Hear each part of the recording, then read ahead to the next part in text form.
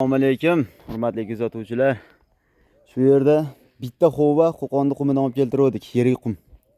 Daryoni qumi. Bitta xova shu joyimizga kirib ketdi.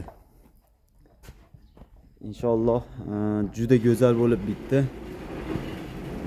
Ko'rishlaringiz mumkin. Bu tomondan darvozaxonaning uzunligi 29 metr. Ayvon kutib oladi, kiraverishda. Zalga kirish bo'ladi bu tomondan. Inshaalloh ko'rib turibsizlar. Juda go'zal. Proyekt o'zimga ham juda ma'qul tushdi. Inshaalloh o'zimizga ham shunaqa uylar solish nasib qilsin. Kiraverishda ikkita o'ng va chapda xona kutib oladi. Darvozaxonadan kirishdagi mehmonxona. Bu yoq tomonda esa ko'rib turibsizlar. Bitta xona qandaydirki.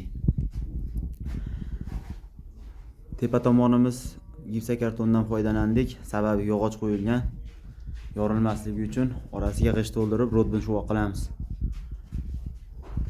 Rodbin shuvog'imiz mana shu ko'rinishda keladi. Ko'rib turibsizlar, eshikning past balandligi har xil qo'yilgan. Biz buni moslab oldik. Deraza bilan eshik bir xil.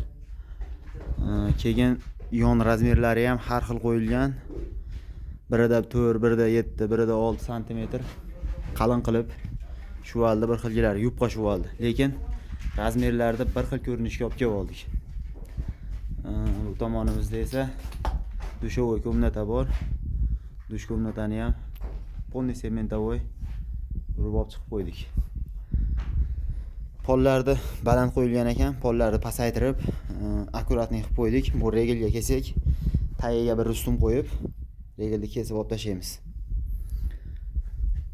Ayvonni baland so'ri bo'lgan supachani ham pasaytirdik. Inshaalloh juda chiroyli va go'zal bo'lib uy egasiga nasib qilsa ertaga topshiramiz. Shikaturka bitadi.